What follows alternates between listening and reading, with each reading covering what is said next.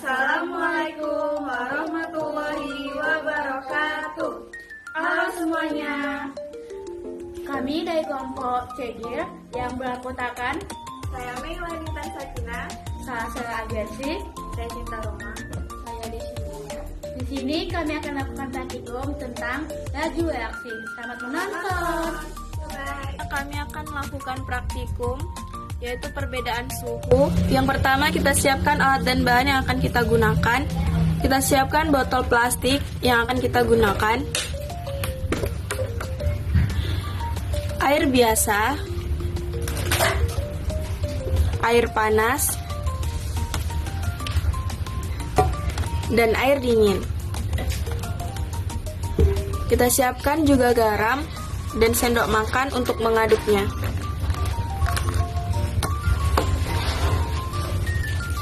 Yang pertama, kita masukkan air panas 150 ke dalam gelas ukur.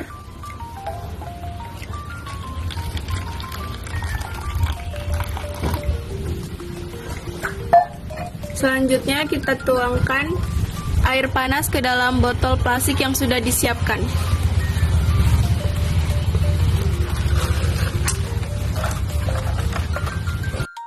Selanjutnya kita masukkan 1 sendok makan garam ke dalam botol yang berisi air panas tadi. Selanjutnya kita aduk 10 kali putaran.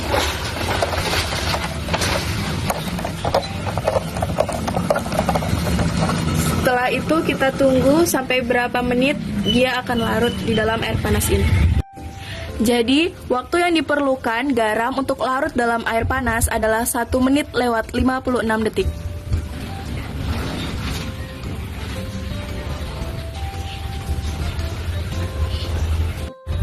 Selanjutnya, kita siapkan botol kedua yang akan diisi oleh air dingin. Sekarang kita tuangkan air dingin sebanyak 150 ml. Selanjutnya kita tuang ke dalam botol kedua yang sudah kita siapkan.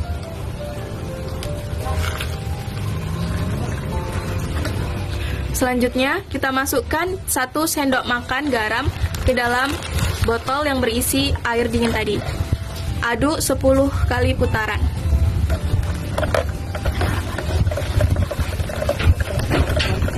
Kita nyalakan stopwatch. Nah, jadi setelah waktu 4 menit lewat 6 detik, air dingin yang berisikan garam 1 sendok makan tadi sudah larut.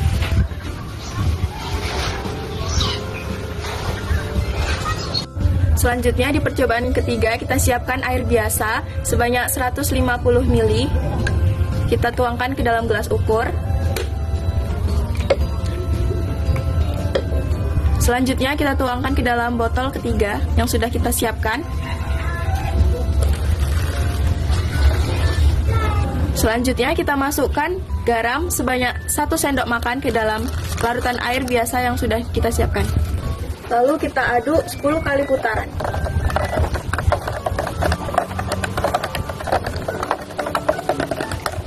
Selanjutnya kita tunggu sampai benar-benar larut dan berapa menit yang kita butuhkan. Nah, jadi setelah waktu 2 menit lewat 32 detik, air yang berisi garam tadi, 1 sendok garam tadi sudah larut.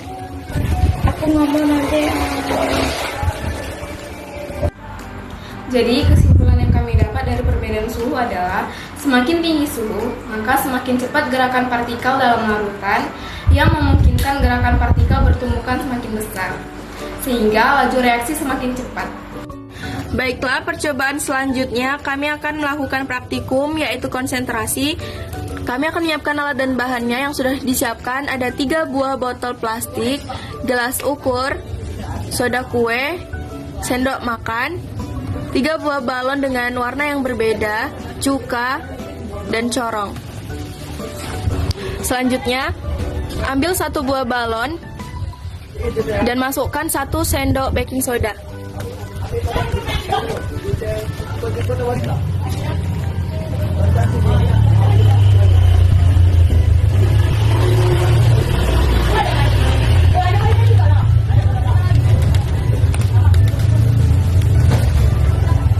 Selanjutnya, ambil balon kedua dan masukkan 2 sendok soda kue.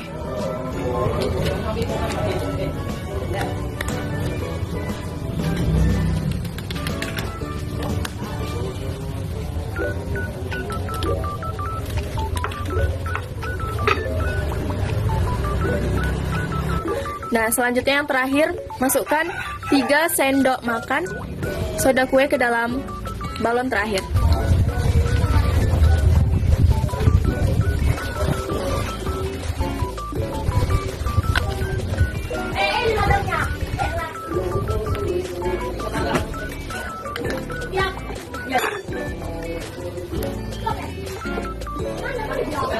Selanjutnya, kita siapkan 3 botol buah tadi. Kita masukkan cuka sebanyak 75-100 ml ke dalam gelas bakar. Setelah itu, masukkan ke dalam botol pertama. Lakukan sampai botol ketiga.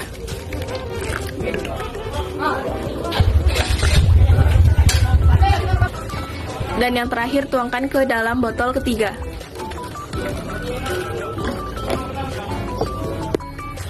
Setelah 3 buah botol yang sudah berisikan air cuka tadi, pasangkan ketiga balon yang sudah berisi soda kue dengan ukuran yang berbeda-beda. Usahakan baking soda atau soda kue jangan sampai masuk ke dalam air cuka terlebih dahulu. Setelah balon terpasang kepada botol plastik yang sudah berisikan air cuka, selanjutnya tuangkan baking soda yang ada pada balon ke dalam cuka. Dan hidupkan stopwatch-nya.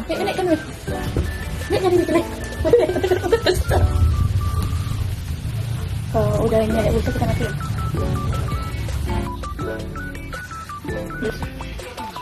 Nah, pada botol pertama yang berisikan 1 sendok makan soda kue, dapat kita lihat diameternya yaitu 18 cm dalam waktu 34 detik. Pada botol kedua yang berisikan 2 sendok makan soda kue, dapat kita lihat diameternya yaitu 22 cm dalam waktu 35 detik. Pada botol ketiga yang berisikan 3 sendok makan soda kue, berdiameter 24 cm dengan waktu 36 detik. Percobaan menunjukkan bahwa semakin banyak baking soda yang dicampur dengan cuka, maka semakin banyak gas CO2 yang dihasilkan, yang ditunjukkan dari balon yang mengembang lebih besar. Jadi kesimpulan dari konsentrasi yaitu semakin besar konsentrasi, semakin pekat suatu larutan.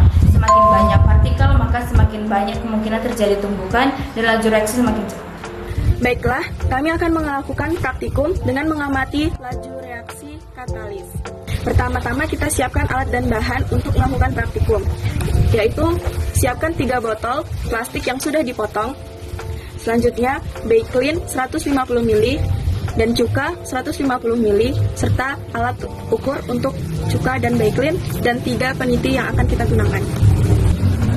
Yang pertama yaitu kita masukkan Bakelin 100 ml ke dalam botol. Karena ini Bakelinnya sudah 100 ml, langsung aja kita tuangkan semuanya ke dalam botol pertama. Selanjutnya, botol kedua kita masukkan cuka 100 ml ke dalam botol. Kita tuangkan 100 ml, stop. Dan kita tuangkan ke dalam botol kedua. Selanjutnya, botol ketiga kita masukkan 50 ml ke dalam botol ketiga. Kita ukur dulu. Nah, di dalam botol ketiga ini kita menggunakan 50 ml cuka dan 50 ml Bakelin.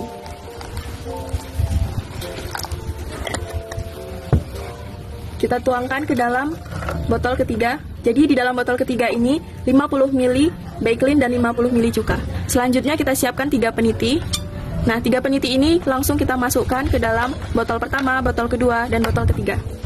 Setelah ketiga peniti sudah dimasukkan ke dalam 3 botol dengan air yang berbeda, kita akan menunggu hasilnya selama 3 jam, dan setiap 1 jam sekalinya kita akan melihat dan mengamati apa yang terjadi kepada penitinya.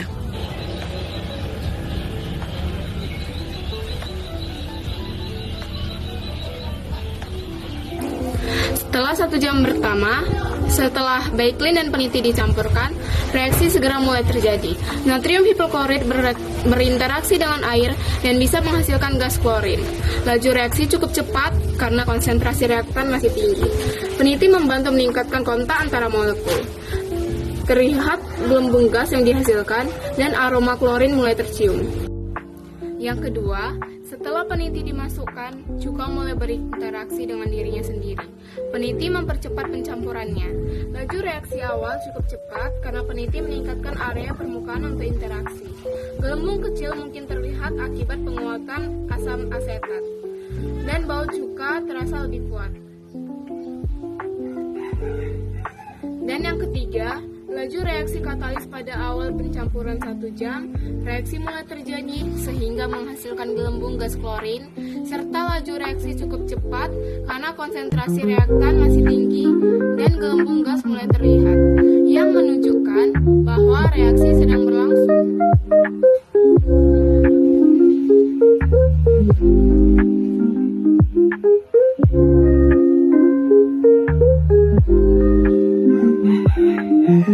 Setelah 2 jam kemudian, peniti yang dimasukkan ke dalam baiklin, reaksi terus berlangsung dengan gas klorin diproduksi secara berkelanjutan. Peniti tetap berfungsi untuk mempercepat pencampuran. Meskipun laju reaksi masih tinggi, konsentrasi natrium hipoklorit mulai menurun. Volume gas yang dihasilkan semakin banyak dan bau klorin semakin kuat. Gelembung gas terlihat lebih aktif. Baik yang kedua, peniti yang dimasukkan ke dalam cuka, proses pencampuran semakin baik berkat peniti. Jika ada kontaminan atau zat lain, reaksi kecil bisa terjadi. Meskipun tidak ada reaksi kimia besar, laju interaksi tetap signifikan. Peniti membantu mendistribusikan molekul cuka secara merata. Aroma cuka mungkin semakin kuat dan ada sedikit perubahan dalam konsistensi jika terjadi penguapan. Pada botol ketiga, baiklin dan cuka yang dicampur lalu masukkan peniti. Pada di jam kedua laju reaksi makin tinggi dan gas klorin terus diproduksi. Lalu peniti masih berfungsi meningkatkan kontak antara molekul, memastikan reaksi tetap efisiensi, sehingga volume gas yang dihasilkan semakin banyak dan bau klorin mulai tercium lebih kuat.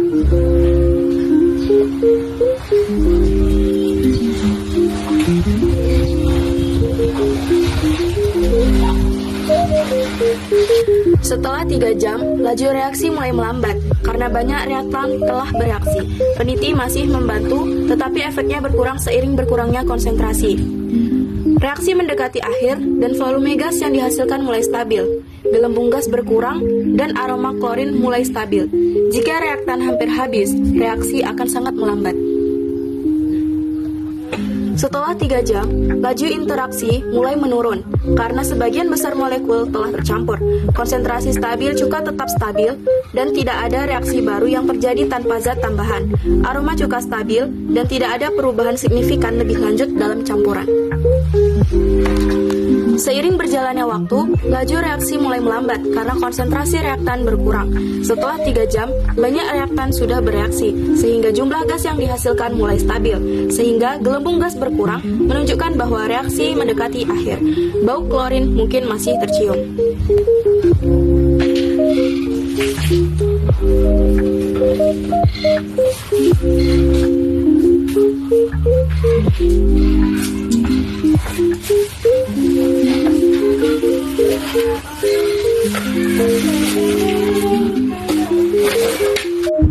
Jadi kesimpulan katalis adalah semakin banyak katalis, maka energi aktivasi semakin turun.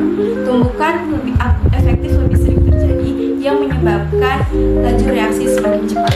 Baiklah, kami akan melakukan praktikum yang mempengaruhi laju reaksi, yaitu luas permukaan. Pertama, kita siapkan alat dan bahan yang akan kita gunakan, yaitu 3 buah botol yang sudah dibersihkan, air biasa, dan gelas takar, sendok makan, dan CDR. CDR-nya kita bagi menjadi 3, yaitu 3 buah CDR. Yang pertama yang utuh, yang kedua yang dibelah menjadi 3, dan yang terakhir yang dihaluskan. Percobaan yang pertama, kami akan melakukan percobaan menggunakan CDR yang utuh. Pertama, kita tuangkan dulu air biasa ke dalam gelas ukur sebanyak 100 ml. Selanjutnya, kita tuangkan ke dalam botol yang sudah disiapkan.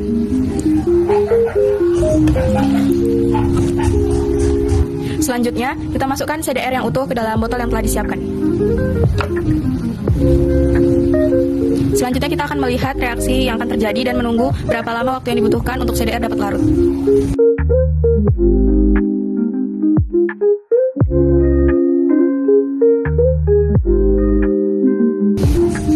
Jadi waktu yang diperlukan CDR utuh untuk larut adalah 1 menit 22 detik.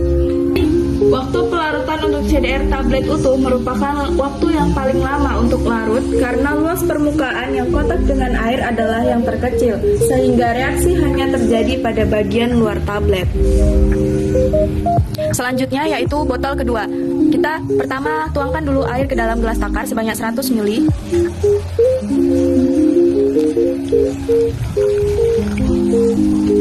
Selanjutnya tuangkan ke dalam botol yang telah disiapkan.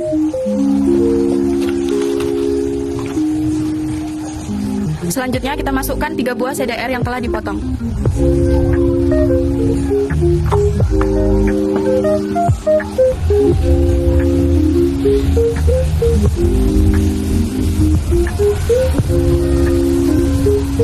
Waktu yang diperlukan botol kedua, CDR yang larut yang dibelah menjadi 3 adalah 40 detik. Pada botol kedua ini, CDR yang dibelah menjadi 3 bagian memerlukan waktu 40 detik. Waktu pelarutan untuk CDR tablet yang dipotong menjadi 3 bagian merupakan waktu yang lebih cepat karena luas permukaan meningkat dibandingkan tablet utuh, sehingga memberikan lebih banyak area untuk kontak dengan air. Selanjutnya yaitu percobaan yang pada botol ketiga. Pertama kita siapkan dulu airnya, kita tuang ke dalam gelas ukur sebanyak 100 ml.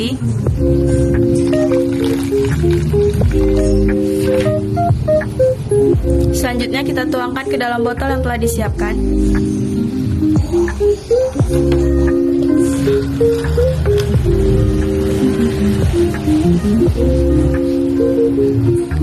Selanjutnya kita tuangkan CDR yang telah dihaluskan ke dalam gelas yang telah disiapkan.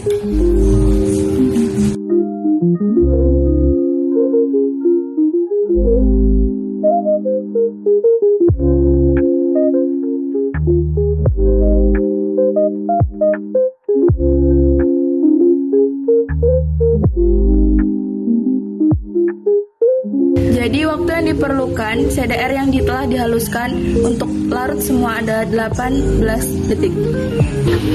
Waktu pelarutan CDR tablet yang dihaluskan merupakan waktu paling cepat dari keduanya karena luas permukaan sangat besar sehingga setiap partikel kecil dapat langsung bereaksi dengan air.